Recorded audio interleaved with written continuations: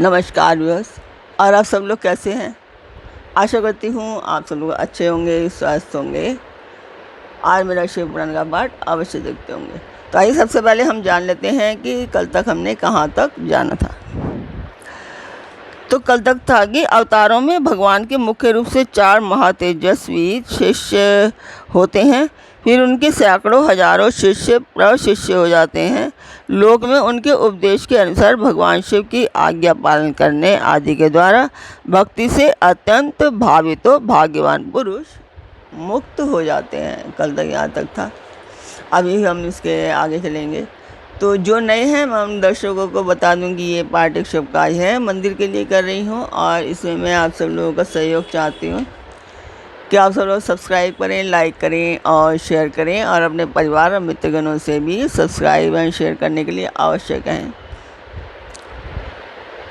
तो जिस मंदिर का मैंने वर्णन किया है उस मंदिर के मैं वीडियो डाल रही हूँ, आप लोग देखें और मुझे बताएं कि आपको शिव पुराण कैसा लगता है।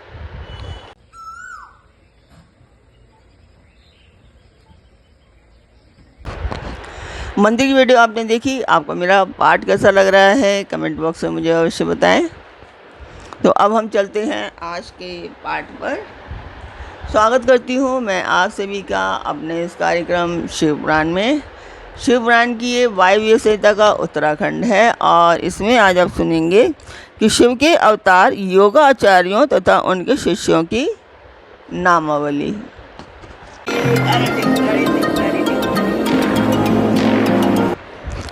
तो श्री कृष्ण जी पूछ रहे हैं कि भगवान समस्त युगावतारों में योगाचार्य के व्याज से भगवान शंकर के जो अवतार होते हैं और उन अवतारों के जो शिष्य होते हैं उन सब का आप वर्णन कीजिए। जैसे कि पिछले पाठ में बताया था मैंने कि सैकड़ों हजारों शिष्य प्रशिष्य हो जाते हैं लोक में उनके उपदेश के अनुसार। तो वही कृष्ण जी पूछे हैं कि अब इसके आगे मुझे बताइए। तो उपमन्यु जी कहते हैं कि श्वेत सुतास मदन सुहोत्र कंकलौगाक्षी महामायावी जैक्षी जैगी शव्य दधि वह ऋषभ मुनि उग्र अत्रि सुपालक गौतम वेदशिरा मुनि गौकर्ण गुहावासी शिखंडी जटामाली अट्टाहस, ये सब उन शिष्यों के नाम हैं। दारुक लांगुली महाकाल शूली दंडी मुंडीश सहिष्णु सोम शर्मा और नकुलेश्वर, ये 12 कल्प के इस 7वें मनवतारों में युग क्रम से 28 योगाचार्य प्रकट हुए हैं। इनमें से प्रत्येक के शांत चित्त वाले 4 शिष्य हुए हैं जो श्वेत से लेकर ऋष्य पर्यंत बताए गए हैं। मैं उनका क्रमशः वर्णन करता हूँ, सुनो।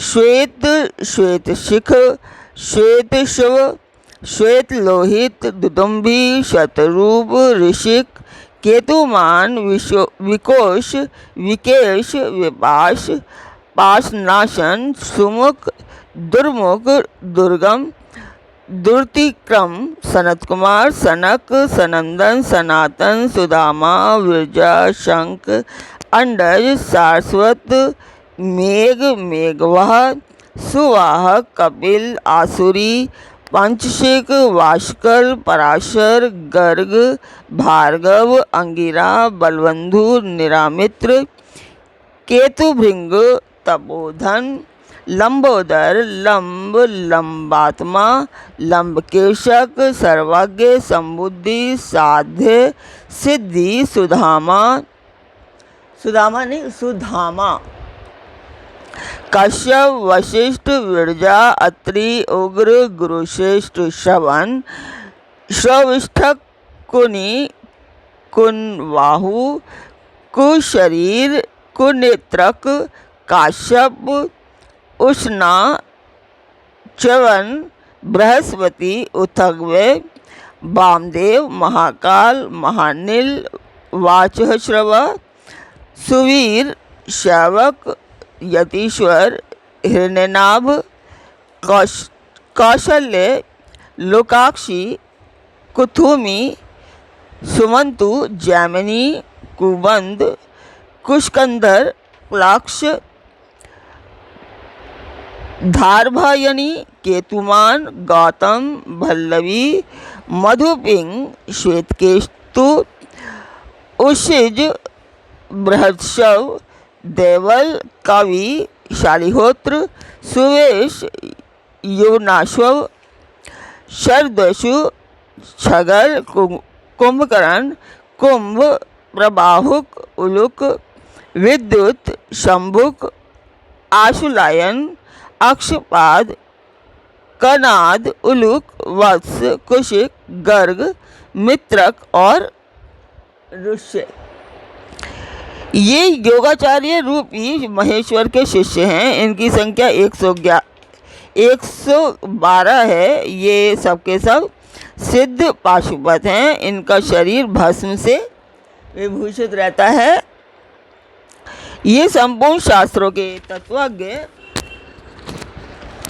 वेद तथा वेदांगों के पारंगत विद्वान, शिवाश्रम में अनुरक्त, शिव ज्ञान परायण, सब प्रकार की आसक्तियों से मुक्त, एकमात्र भगवान शिव में ही मन को लगाए रखने वाले, संपूर्ण द्वंद्वों को सहने वाले, धीर, सर्वभूत हितकारी, सरल, कोमल, स्वस्थ, क्रोध शून्य तथा क्रोध शून्य और जितेंद्रिय होते हैं। रुद्राक्ष की माला ही इनका आभूषण है। उनके मस्तक त्रिपुण से अंकित होते हैं। उनमें से कोई भी शिखा के रूप में ही जटा धारण करते हैं। किन्हीं के सारे केश ही जटा रूप होते हैं। कोई कोई ऐसे हैं जो जटा नहीं रखते हैं और कितने ही सदा माथा मोड़ाए रखते हैं। वे प्रायः फल मूल का आहार करते हैं। प्राणायाम साधन में तत्पर होते हैं। मैं शिव का हूँ इस अभिमान से युक्त होते हैं।